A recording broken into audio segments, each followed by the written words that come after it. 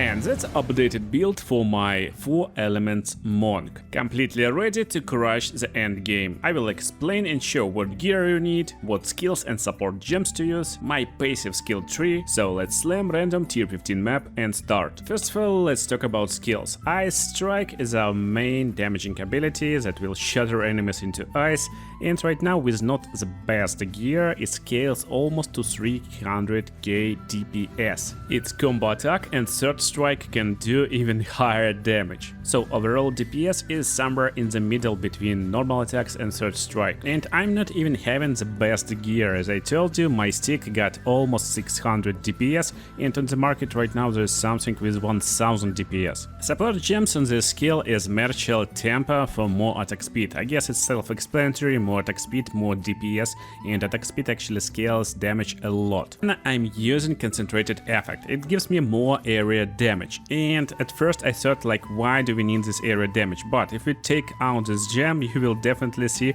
that we're losing around 70k DPS. And since this skill deals elemental damage, Primal Ornament is our next supportive gem, which just gives us more elemental damage. The next gem I'm using is Inspiration. It will lower the skill cost, and it's kinda like late game-ish stuff when you go to skills of level 20 plus. So if you don't have any problems with mana at the moment, you can swap it to other gems I will show you, but right now I'm definitely in the very need of this gem. My skill costs 55 mana to use right now, and considering we're doing 5 attacks in 1 second, it's basically 250 mana in 1 second. Pretty crazy, and we can lower it to 100 mana just by using this gem. For 5th slots, I'm right now experimenting, but I like Ice Bite at the moment. Basically, we will freeze enemies a lot with this attack, since it's cold attack and really freezing enemies, and after we defeat frozen enemy, we instantly getting 35 extra damage as cold damage. And the next skill is Charged Stuff. You will need power charges to activate this stuff, and then you will be able to throw down lightning bolts, arcs from your stuff when you're doing any type of hit attack. So that's basically was the first idea of the build, to be able to do like all elements. So we can make ice attacks, now we can also add lightning attacks to them. And it's pretty hard to understand how much DPS and damage basically it does. But here is the shockwave part of this skill. We don't need the buff part, of course. So shockwave dealing around 12k damage at the moment, and you may think this damage DPS basically calculated based on our power charges, but no, it's kinda almost random calculation actually, since technically this skill itself doesn't have any attack speed. So technically we interested only in this part. Our main hand total damage, it's from 3.5 to 8k damage, and this will scale with our attack speed from Ice Strike. Yeah, so we're doing like insane DPS even with this skill, and also I don't know how it calculates. Basically it's probably for 1 charge, but we got 6 charges, so you can multiply it by 6, and DPS is almost the same as Ice Charge, Ice Strike basically. So we can estimate around like 1 million damage per second for full build, and it's pretty crazy considering we got a lot of passive skill tree nodes dedicated not to damage but to survivability. Yeah, it's not squishy at all. Support gems for this skill will be Persistence. It's really important, so you can keep it all the time. It will stay for longer, you will feel a lot greater. Persistence is a main gem. Then it's Lightning Attack, so Conduction is a nice stuff to be able to do more shocks more often. Shocks will amplify damage we deal to our target, and it will amplify it by like 20%, and we already can estimate around 1 million plus DPS, like 1.2 million. Since we're shocking enemies a lot, Inner Weight is a great supportive gem too, to being able to deal more lightning damage after this. And I'm pretty much experimenting with last gem at the moment. Close Combat is what I'm staying with right now, since most of the time we want to use Ice Strikes in the melee range. This skill also will scale and deal a lot more damage in melee range. We're doing like insane amount of lightning and ice attack in melee, and that's pretty crazy. So the skill that will tie everything up is Hand of Chayula.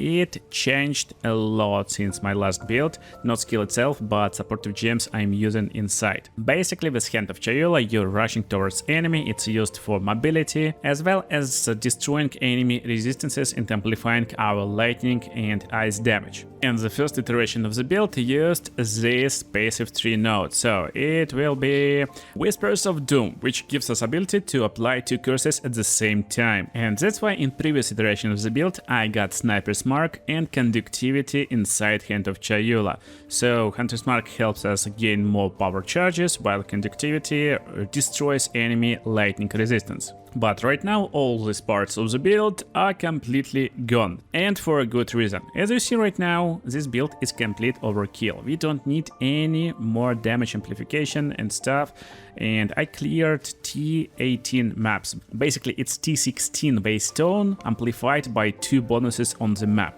And while my previous build survived everything until like tier 14 maps, at tier 14 sometime we can't stand a hit, so that's why this build changed a lot. But still I'm trying to keep my like multi-element monk idea. And that's what I'm using for Hand of Chayula right now. First curse is Hypothermia, of course. Hypothermia will lower ice resistance of enemies, and ice is most common damage source for us because we need to keep this lightning stuff from time to time. Sometimes it will be turned off, especially at the first moments when you fight the boss, so we want to amplify our ice damage first. And it feels pretty easy to keep power charges on right now, so instead of using Sniper's Mark, I switched it to Freezing Mark.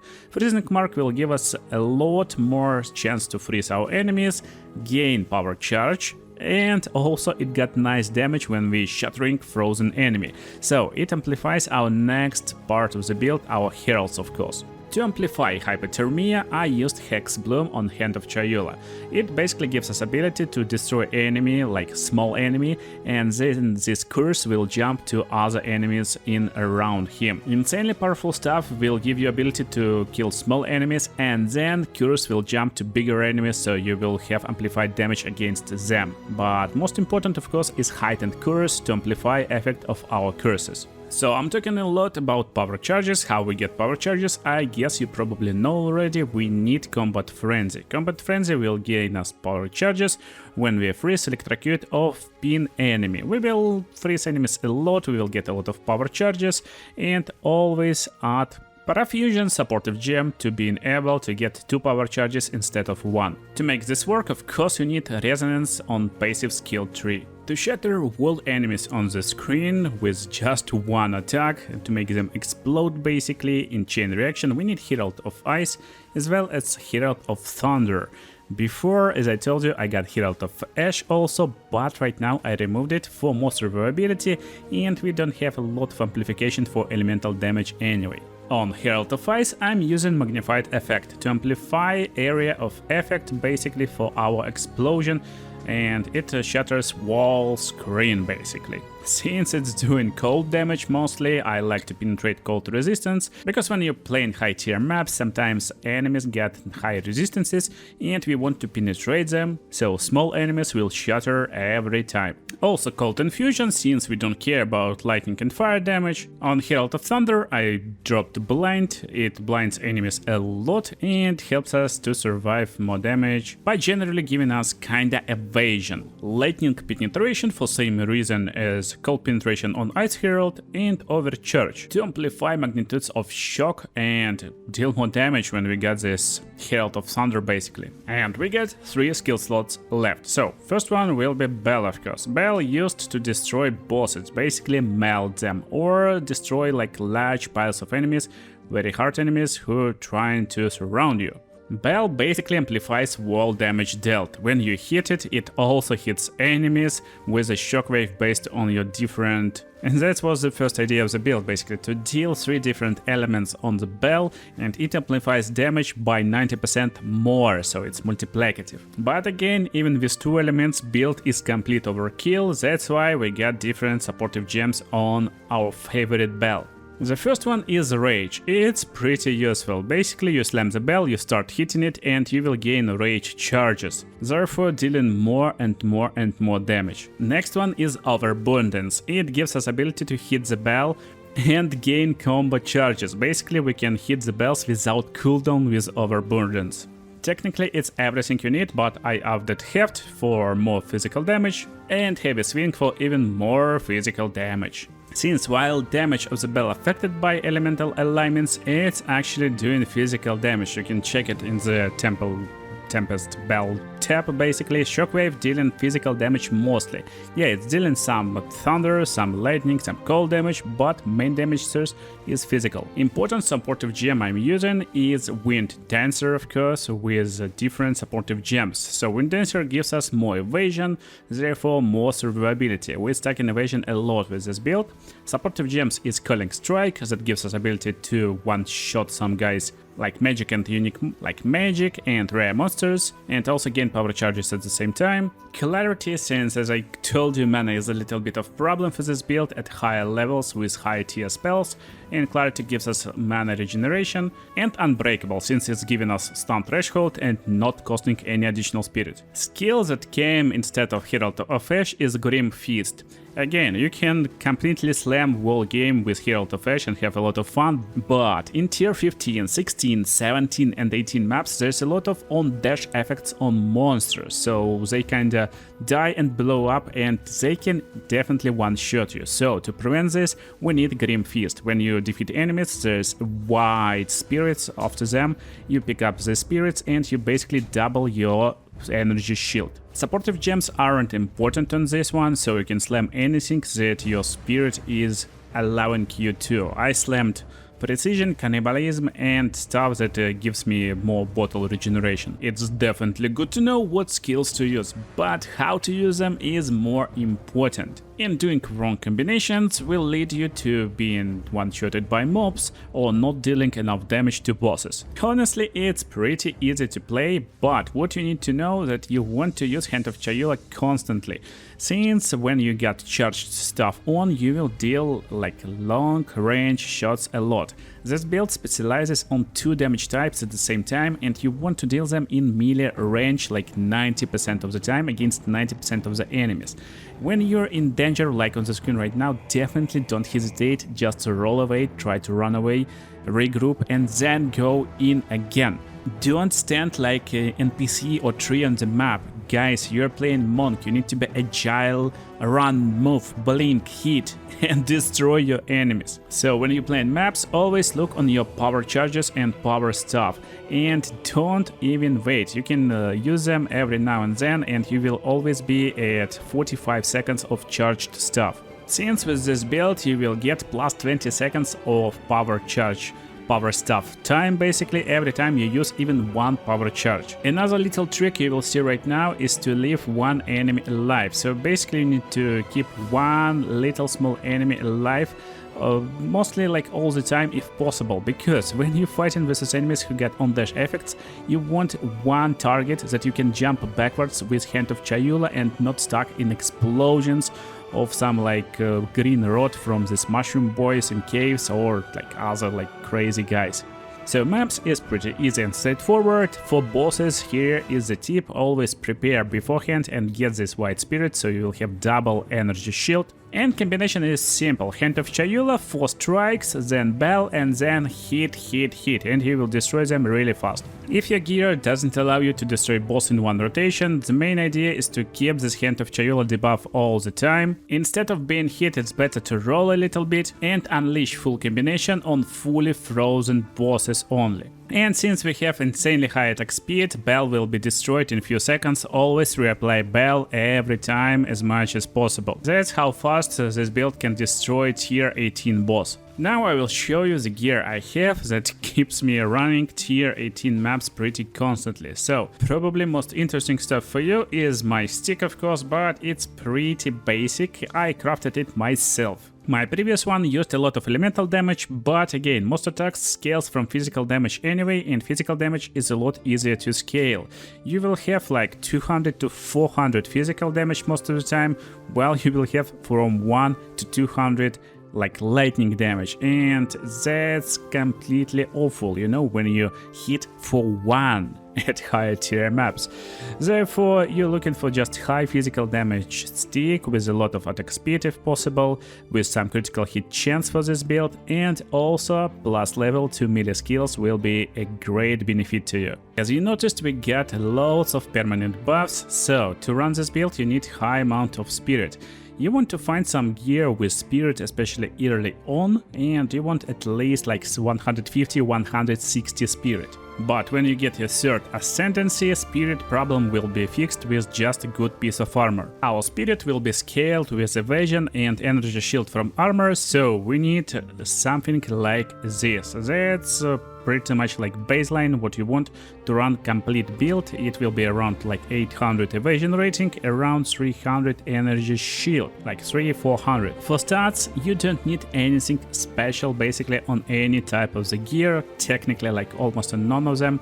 You're looking for good evasion rating and energy shield to survive. This build is not based on gear, so you can completely run with any good items you can find, so build can be achieved pretty cheap if you just go and look on the trade market, for example. And if you don't know how to do it, there's a great tutorial how to trade in Pulse of Exile 2. You can check this in the description. So same idea goes for gloves, for example. I'm just looking for something with more life, more energy shield. Attack speed is a great stuff, and what we want to cap our resistances. We want higher resistances, so just make sure all your gear combined will give you like 75 at least resistance. I got 90 plus on elemental resistances, and my gear is lacking a little bit in chaos resistance, where I got like 46%, so I'm dying to some chaos mages sometime on tier 16 maps. That's it, sometime. Not like a lot. If you got high tier skills, then it's really important to gain mana on hit, gain mana on kill, leech mana on hit, something like this, so I got it on my hands. And also I instilled my amulet with siphon. For rings I basically got a lot of cold, lightning damage and resists. And again, same rules for amulet, more resists, and make sure to instill your amulet with distilled emotions and get siphon, it's pretty cheap. Still, to never run out of mana, it's nice to use this belt. It's a white belt. It will give a lot of charges of flasks gained, so you will destroy one pack of monsters and gain like 1-2 charges of your flasks with a good belt. This will keep you alive even if you don't have a lot of mana leech on yourself, so it's pretty like important part of the gear, at least in my opinion. Funnily enough, while charms is pretty useless most of the time, we are playing melee, and I really like to keep this charm that protects me from freeze. Freeze is awful when you play in towers. There's like joust guys over there who freezing all the time when you just step on these ice patches. So this amulet completely fixes this problem, and you will find yourself a lot more enjoyable. And here is the passive skill tree. Let's take a look at the most important parts of it, and also I will respec it right now with you. So look, it first of all was based on this stuff, with more elemental damage when we freeze, more elemental damage when we shock, and ignite. It was 4 element monk with different elements. But right now I'm losing like lots of elements because I'm not using Herald of Ash. I'm not using elemental stick since I'm scaling my damage from physical right now, and this little trip to elemental damage takes loads of skill points. And don't forget, I took out these points over here. There's like a lot of like 10 points to get to this Whispers of Doom. So, in extreme late game situations like this, we're better off scaling from critical hit chance as well as attack damage.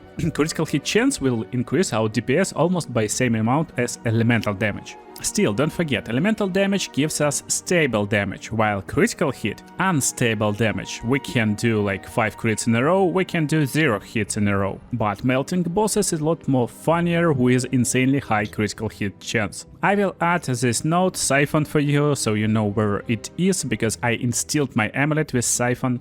And also this part helps me keep mana because it will lower cost of skills. So initially also I got loads of stuff like this, which gives me more damage on full life. But again, it takes some skill points and the build is complete overkill anyway. So I took out a bunch of damaging nodes and instead respec them into some protection to energy shield and evasion. Thanks, Monk got a bunch of branches with energy shield and evasion. Loads of energy shield and evasion over here as well as over here. It will scale your energy shield from 1k to 2k easily. When leveled up, I took some points over here. It gives us a lot more critical hit chance as well as some stats like strength and intelligence. Very useful to get high tier skill stones as well as supportive gems. Right now I'm going to finish my ascendancy points, and the first idea was to go over here to get less evasion, like a little bit less evasion, but a lot higher armor. Still, I think armor is kinda useless for our build anyway. Even 70% armor won't save us a lot of time, and I better not sacrifice my evasion rating. So instead, I will probably go into elemental damage, and critical hits will ignore elemental resistances. Resistances is a big part of completing the game.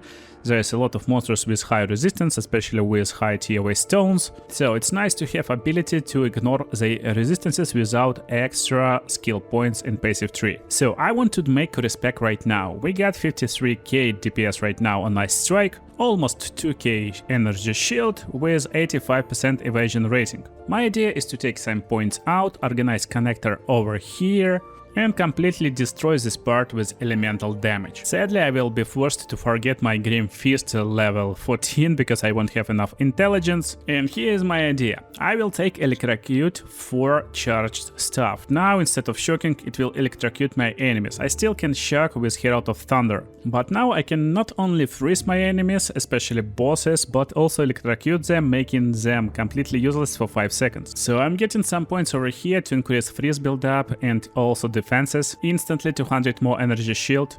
And instead of elemental damage, here is another interesting part. It will give me more melee strike range as well as more melee damage flat with some attribute points, so pretty like fun part of the tree. DPS is already higher, which is pretty crazy, since I still got bunch of points, but I'm allocating them into electrocute part. If I will need more DPS, I will go over here for more attack speed and movement speed, or in extreme late game, I probably will go into block even.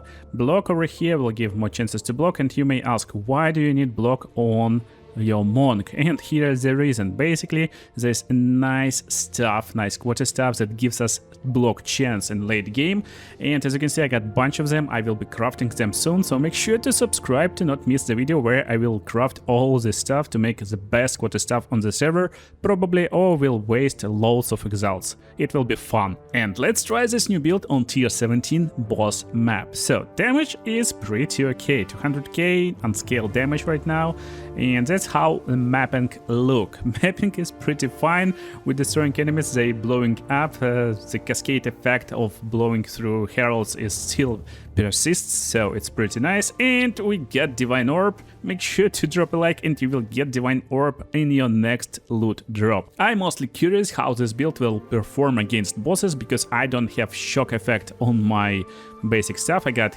chill and electrocute, but as you can see, he is chilled right now and he is basically destroyed. Oh my goodness. Just this build is cool. Oh, I can take out even 2 tier 17 bosses at the same time. Jeez. I think this monk build is completely final and doesn't need updates, but make sure to leave a comment if you think you need more updates on this build later on the channel, and make sure to subscribe because if you wish to fight versus 2 bosses at the same time, you will see how to do it in the next video. Now you can watch other cool videos and see you there.